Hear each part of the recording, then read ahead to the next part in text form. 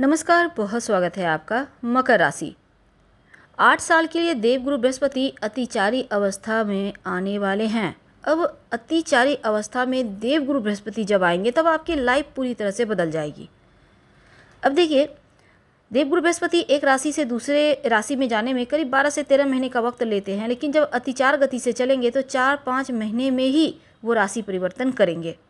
तो जल्दबाजी में वो चलेंगे, फटाफट से दूरियों को, जो काम 12 महीने में होना है वो 4 महीने में होगा।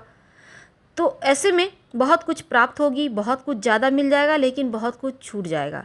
अतिचार गति में इसके पहले द्वापर युग में जब महाभारत हुआ था उस समय देवगुरु बृहस्पति चल रहे थे और अभी वर्तमान स्थिति में चल रहे हैं। तो अब देखिए, देवगुरु बृहस्पति का अतिचार गति अवस्था में आना 8 साल के लिए, चूँकि वो अतिचार अवस्था में आ रहे हैं, तो बहुत कुछ बदलने वाला है। तो 15 मई 2025 को वृषभ राशि से निकलकर मिथुन राशि में प्रवेश करेंगे। पंचम भाव मकर राशि के छोड़ने से मिथुन राशि, चूँकि वायु तत्व की राशि है, स्वयं देवगुरु बृहस्पति आकाश तत्व के ग्रह हैं।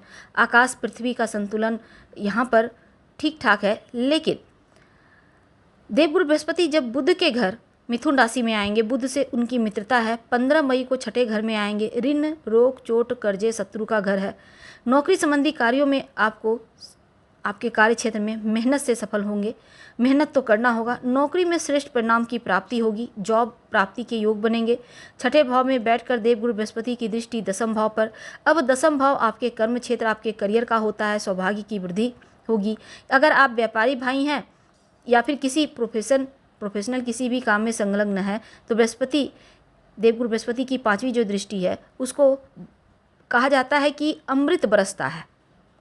तो अमृत जब बरसेगा तो कार्य क्षेत्र में आपके अनुरूप स्थिति आएगी। हर कोई आपको सपोर्ट करेगा। गलती ना हो हड़बड़ी में, इसका ध्यान रखिएगा। करियर का भाव है, नौकरी की तलाश कर रहे हैं, आपको जॉब प्राप्ति होगी।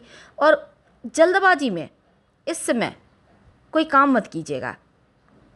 अनुकूल स्थितियां धीरे धीरे आएंगी। अगर आप जॉब चेंज करना चाहते हैं, थोड़ा सतर्क रहें, सावधान रहें। बिजनेस के मामलों में कोई नया पार्टनर के साथ अगर आप बिजनेस कर रहे हैं तो ऐसे में कोई सतर्कता यहाँ भी रखना, ईमानदारी बनाए रखें। कोई जल्दबाजी में कोई गड़बड़ ना हो जाए, इसका ध्यान रखें।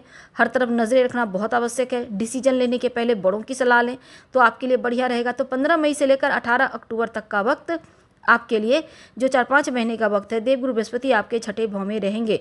और 18 अक्टूबर को ही रात के समय देवगुरु बृहस्पति का गोचर आपके सप्तम भाव में हो जाएगा, यानी कर्क राशि में। अब सप्तम भाव जो कि केंद्र का स्थान है, चंद्रमा की राशि है कर्क राशि।